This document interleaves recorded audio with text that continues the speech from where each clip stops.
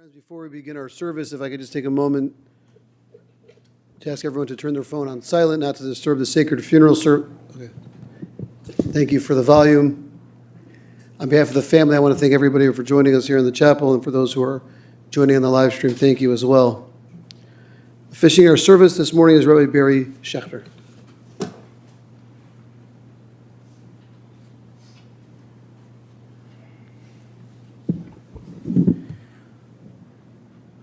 מזמור לדוד, אדוני,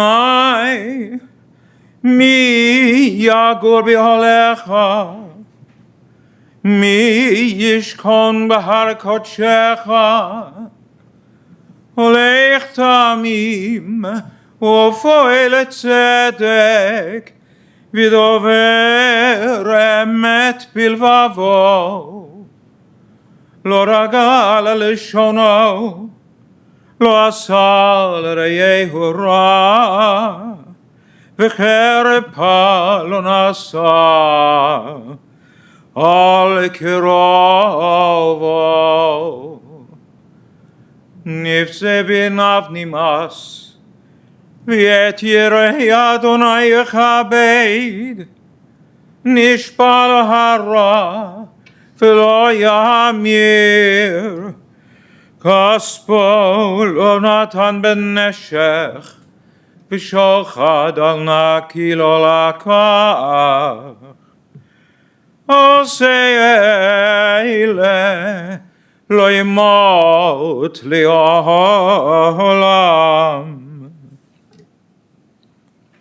God, who may abide in your house, who may dwell in your holy mountain, those who are upright, who do justly, who speak the truth within their hearts, who do not slander others or wrong them or bring shame upon them, who give their word and come what may, do not retract, who do not exploit others, those who live in this way shall never be shaken.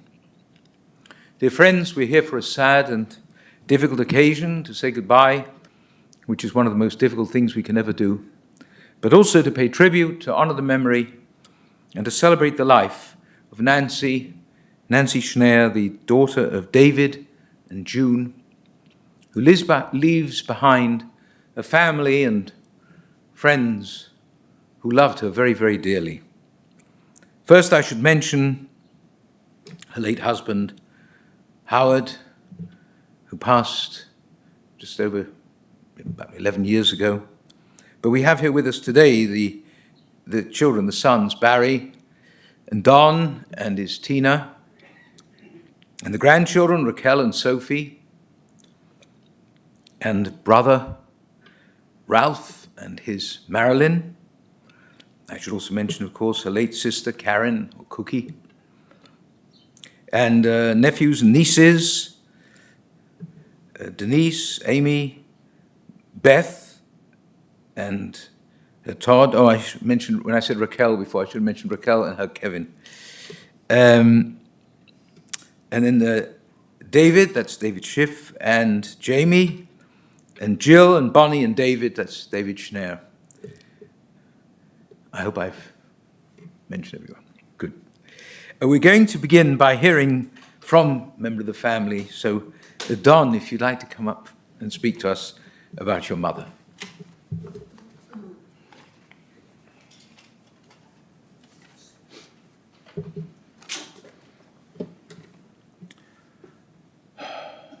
Mom, and I say that kind of as a mom to a lot of people because you were everyone's mom, not just Barry and I.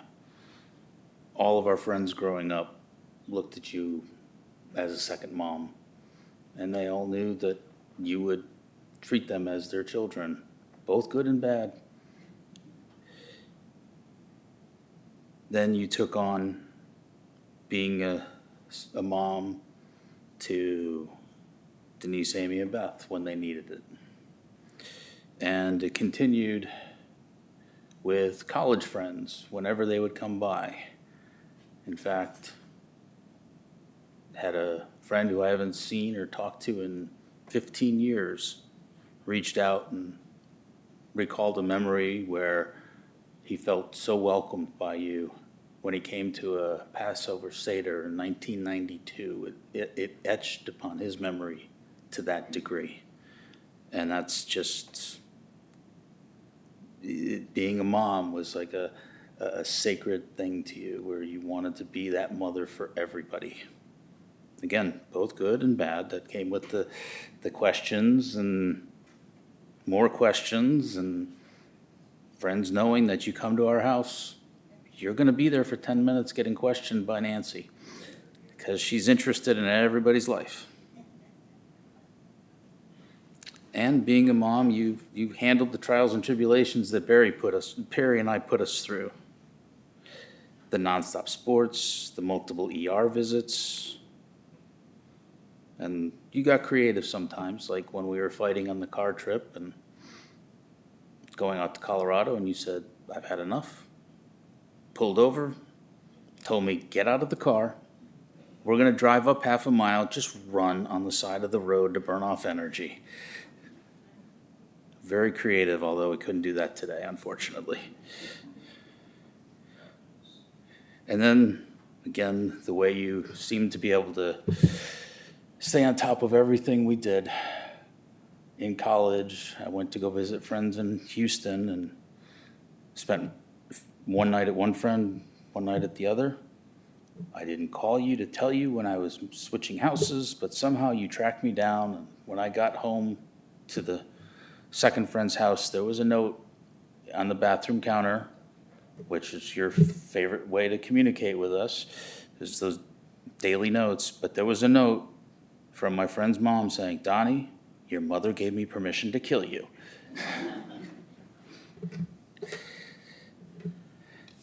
And speaking of friends, that's something else that was always so near and dear to you.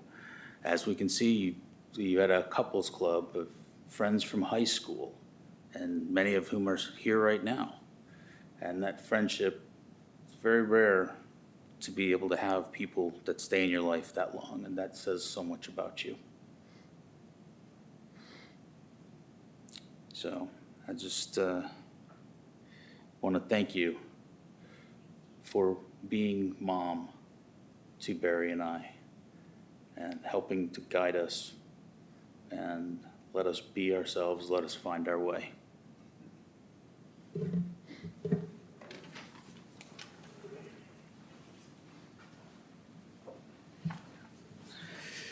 Thank you, Don, for those lovely words. You had told me, we had a very nice family meeting yesterday, and they told me that Nancy had one quality, which had many qualities, but one of them was she was always late. She was always late, and I said that really, we started on time. I think people would laugh. Never mind.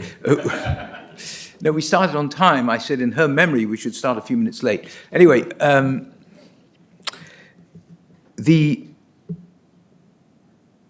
you mentioned, Don, about your house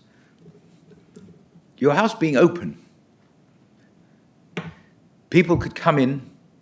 I mean, the family came and lived with you when there was a loss.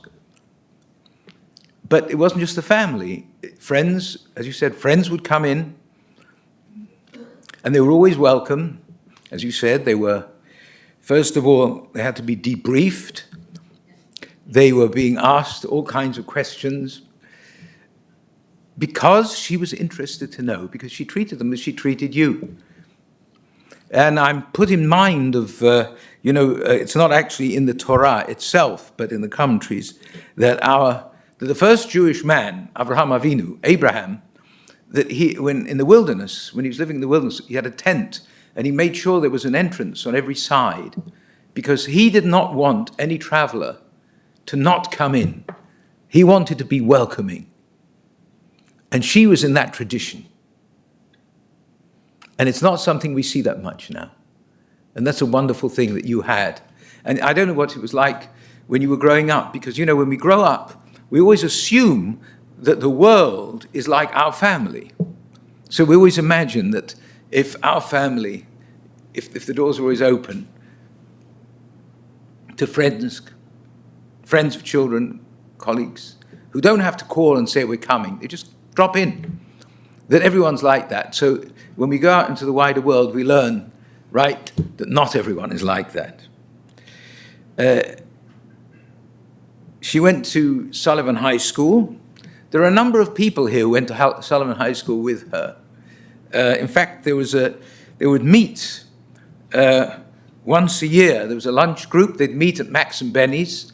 And I just learned that they had a Zoom group that would meet once a month on every second Tuesday.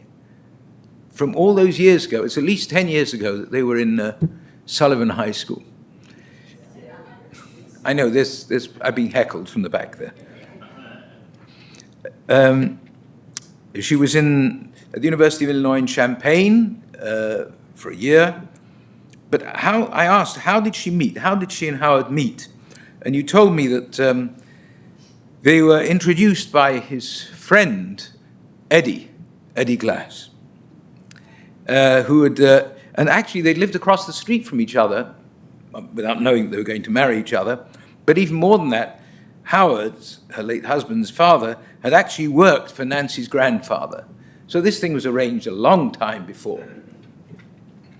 They dated. Now, one of the things you told me about Howard was that he had an interesting tendency, which was to fall asleep. So if any of you fall asleep while I'm speaking, please don't feel bad about it. They dated, and there was one date when they went to his home and he fell asleep. And Nancy had to take a cab home. For some reason, she didn't like this. And she stopped dating for about a year, stopped dating him. And then one day her mother, June, said, "Why don't you give that nice boy Howie a call?" And she did. Here's the result. They lived in Des Plaines, then Skokie, then Northbrook. The boys went to Glenbrook North. You had your bar mitzvahs at BJBE with Rabbi Mark Shapiro and Cantor Corrie. And I remember asking you if she'd worked outside the house, and you said yes, she was a bookkeeper. I think she wasn't doing it full-time, but when we were a little older, she started doing it full-time. She was always, as you told me, all your sports events, so baseball, football, basketball, she was organized, she was in the neighborhood, she was involved with the school, she came to every game, she drove you to practice. But when I asked about if she worked, you started telling me, you said she worked for an accountant, someone called Ron Orlean.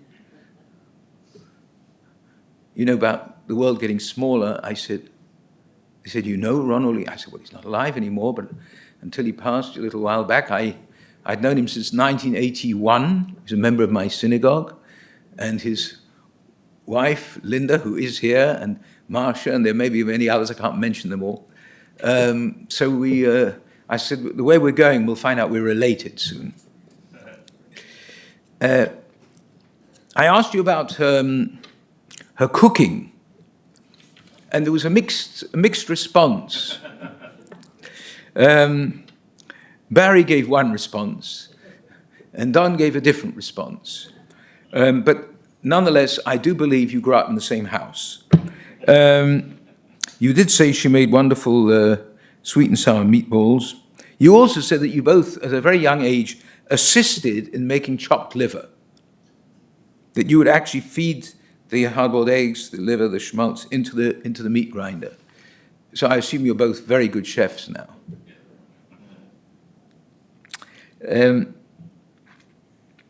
I said, yeah, she was in school. I should have mentioned she was a room mother as well.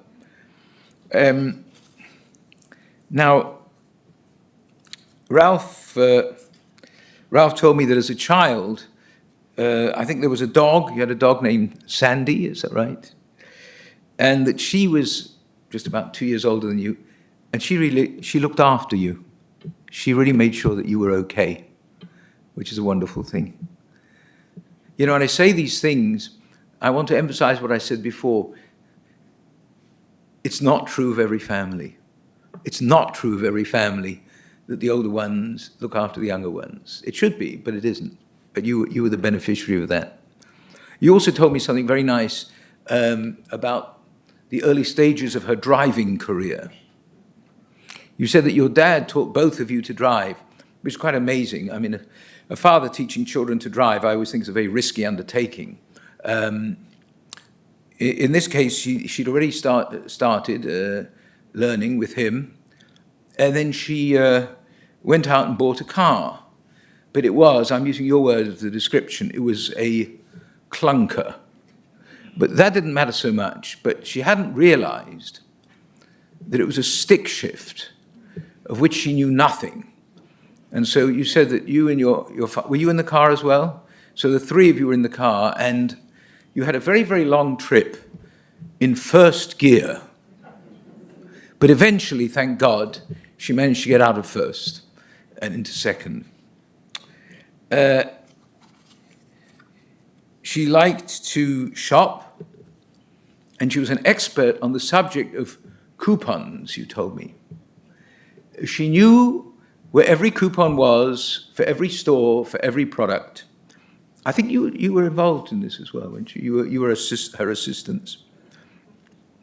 You showed me a wonderful photograph yesterday, because I asked you, was she serious, was she funny? And Ralph, you said she was serious.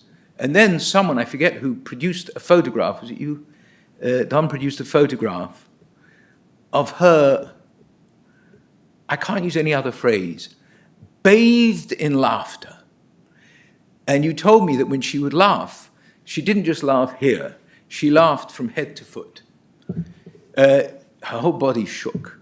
And it happened especially when she was on the phone or with Cookie. You said she'd be on the phone, maybe with a cigarette in her mouth, and they'd say something, or something would be said, and then she would start laughing. And you know the wonderful thing about laughter, don't you? It is that laughter is infectious. If you're somewhere and someone starts really laughing, you may start laughing too, even though you don't know why. Even though you don't know why they're laughing. And this, Linda, I don't know if you remember this, one Friday night in our synagogue, I was making the Kiddush and called someone up, and he made a remark which didn't register with me. And then after Kiddush, I was going to sing Shalom Aleichem. And what he said dawned on me.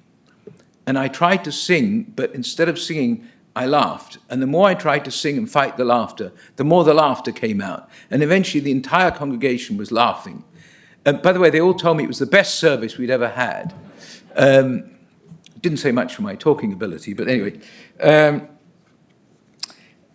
I know that you went to, well, before I get to that, you told me that Nancy and Howie were very, very different.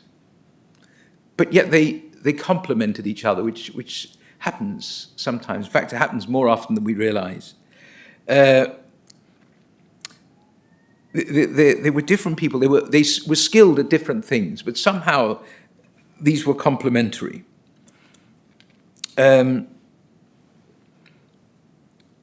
You both went to college. You went to University of Texas in Austin. Barry, you went to University of Illinois in Champaign. As I said, they loved to travel. Once they were in Trinidad, you told me, and it was very well timed, because while they were in Trinidad, there was a coup there. And the family was very worried. But the US government had a lack of information. They couldn't get information they wanted. So the State Department actually called you to talk to them to find out what was going on there. So without knowing it, you were working for the administration, unpaid, of course. They traveled, they went to China, if your dad had this small business administration grant to go to China, they went to Israel, to London. They loved to cruise. They went to the Caribbean. They went on the Love Boat. They were thrilled to sit at the captain's table. But on these trips, your dad was a marvelous salesman. And many of these trips were actually turned into business trips. He sold rugs. And he was very, very skilled. And he could do it everywhere. He could do it in the Caribbean, in Mexico. When I asked you if she liked anything in particular, you told me she loved the color purple.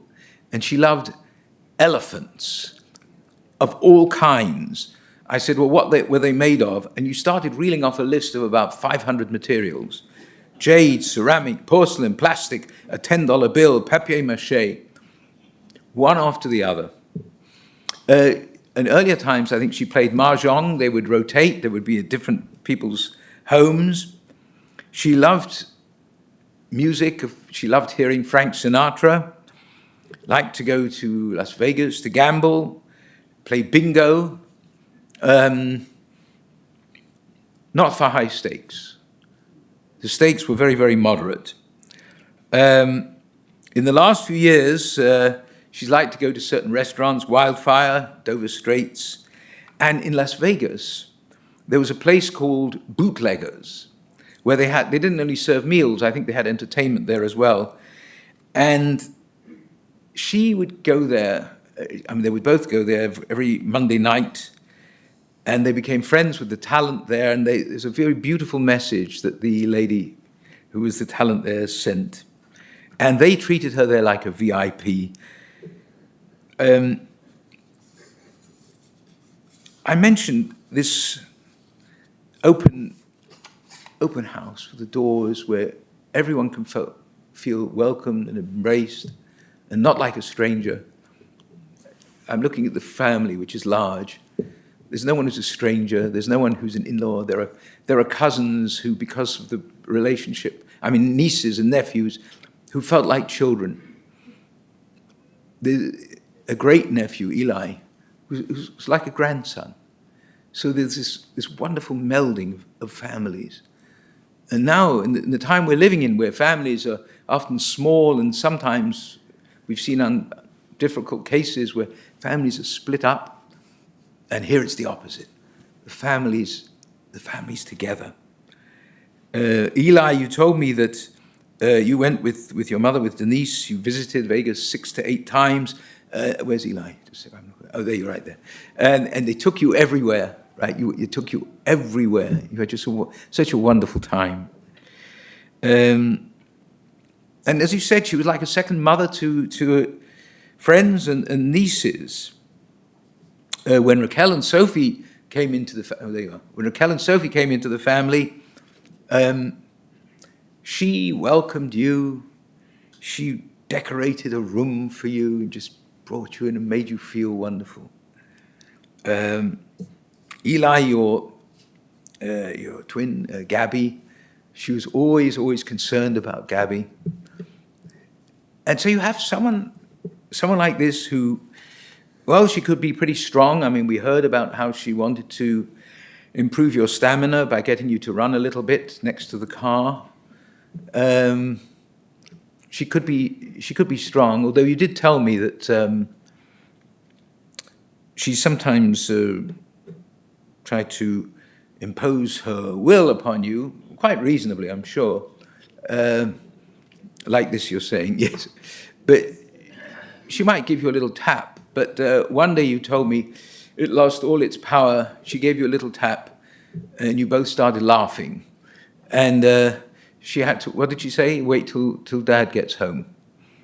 I'm not sure he would have done that much, but listen, we're living in a difficult world. We're living in a difficult, frightening world. We're living in a world where some people in public life are behaving very, very badly. And it's upsetting, and it's shocking, and it's disturbing, and it's frightening. And we're living in a world where difficult things are happening all over the world, and it's a frightening world. And one can despair of the world. One can despair of humanity. And it is our duty it is our duty to do two things which are connected closely with Nancy. One thing is, if we know about a human being, Jewish in this case obviously, but anyone, who is a decent, wonderful person, then it is our duty to think of them, to remind ourselves that such people exist, to wish and pray that the world should have more such people, and to restore, to some extent, to whatever extent we can, our faith in humanity. The other thing that we have to do is to laugh. And when you said, Ralph, when I asked what was she like, you said she was serious, and she was. But she could laugh. How she could laugh. And that is very important for our own emotional health in the world that we live in, so that we do not fall into despair. I want to tell you a story quickly from the Talmud. As you know, those of you mentioned the Seder that you had, that someone remembers to this day about how welcome he was and how he's never forgotten it. Well, you know, at the Seder, we drink 4 cups of wine, as you know, not all at the same time, obviously. But there's 1 cup that sits there and we don't drink from it, and that is the kos shel Eliyahu, the cup of Elijah. Why? Because as far as we Jews are concerned, the Mashiach, the Messiah, has not come yet. If you look at the world, I think there's ample evidence of that. And Elijah will herald the coming of the Mashiach, the coming of the Messiah. And no one has ever, that I know, has ever met him. And if there's anyone here who has met him, please stay behind afterwards. I want to know when and where it was. There was someone in the Talmud, in the Gemara, who met him. His name was Brokah Choza'ah. And he met Elijah. And he said to him, he asked him a question. He said, who deserves to go to Olam Haba? Olam Haba means the world to come, paradise. If we have a notion that there is something afterwards, then there is a place for those who lived a good life here. He said, is there anyone around here in this marketplace who deserves to go there? And he said, yes. He gave several answers, but one of them was this. He said, look over there, there are 2 men in the marketplace. And Brokah Chaza'ah went over there and asked them, they said, what do you do? They said, we tell people funny stories. And they laugh. And sometimes as a result of this laughter, you know, if you laugh, after you laugh, you walk a little lighter. You know what I mean? It will not register on the scale. This is not a dieting tip. But you know what I mean? You feel lighter. And sometimes you feel lighter. You know what you do? You remember you had an argument with someone, and you start thinking, you know, maybe it wasn't that bad. Because, you know, when we get annoyed, when we get angry, you know, how could they do this to us? But a little voice inside, which we can't hear, says, actually, it's not that bad. We don't want to hear that voice. No. But if we feel better, if we walk lighter, then we think, you know, maybe it wasn't that bad. Maybe I can talk to them. Maybe we can be reconciled. And so these 2 people were actually reconciling, bringing back together people who'd been torn apart, who'd been estranged. And those 2, Eliyahu says, deserve to go to Olam Haba. Here was someone, when you entered a house, and it wasn't difficult because the door was open, when you entered a house, you immediately felt a part of something, of someone. You were embraced, you were welcomed. Yes, you were questioned. You were questioned because they were interested in you. She wanted to know about you. She wanted to draw you closer to her. She made you feel better. Such people, we have been told, go to Olam Haba, go to paradise. And as I said before, she can restore our faith to some extent, as every decent, good human being can in humanity. The world would be a better place if there were more people like Nancy. There is no higher praise you can give of anyone than to say that. And I say that of her, and you know it's true. Tehei nishmata tzurura b'tzror hachayim. May her soul be bound up in the bond of everlasting life. That is what I say of her. And to her I say, Lechi b'shalom, geh in Frieden, go in peace, habalech in Gan Eden. May your repose be in paradise, where you should be. Amen. And now, if you have these folders, would you open them, please? And let's read, open them up, and on the left-hand side, the 23rd Psalm. Would you read with me, please? The Lord is my shepherd, everyone, I shall not want. He maketh me to lie down in green pastures. He leadeth me beside the still waters. He restoreth my soul. He leadeth me in the paths of righteousness for his name's sake. Yea, though I walk through the valley of the shadow of death, I will fear no evil, for thou art with me. Thy rod and thy staff, they comfort me. Thou preparest a table before me in the presence of mine enemies. Thou anointest my head with oil, my cup runneth over. Surely goodness and mercy shall follow me all the days of my life, and I will dwell in the house of the Lord forever. Could I ask you to stand, please, if you can? If it's difficult to stand, then stay seated, but if you can. We're not being streamed, are we? We're not being streamed, I don't think.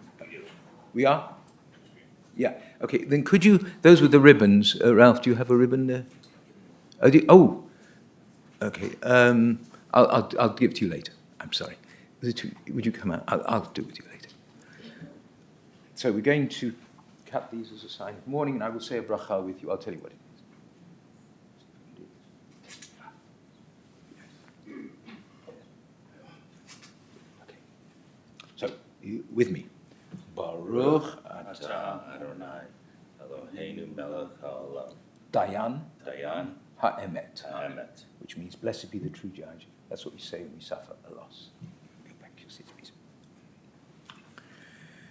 Hail Malei Rachamim, Shochein Bamramim, Hametzei Minocha Nechona, Tachat Kanefei Ashina, B'mahalot Kedoshim Utorim, Kezohar Harakia Masirim. Et nishmat Nancy Lynn bat David v'June Shalecha le'olama bavor She'anach nodrim nitzedaka be'yad hazkarat nishmata Began Eden Tehei menuchata, lachein bala rachamim, yasireha beseter knafav leolamim. V'yitzror achayim et nishmata. Adonai hu nachalata. ותנוח בשלום על משכבה ונאמר אמן. Compassionate God, eternal Spirit of the universe, grant perfect rest in your sheltering presence among the holy and pure who shine as the brightness of the firmament unto the soul of Nancy Schnair, the daughter of David and June, who has entered eternity and in whose memory we offer charity. May her repose be in paradise. O God of mercy, let her find refuge in your eternal presence, and let her soul be bound up in the bond of everlasting life. God is her inheritance. May she rest in peace, and let us say, Amen.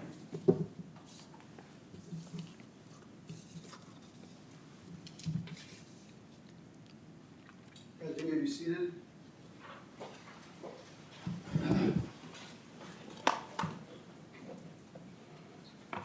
Friends, this concludes our service here at the chapel.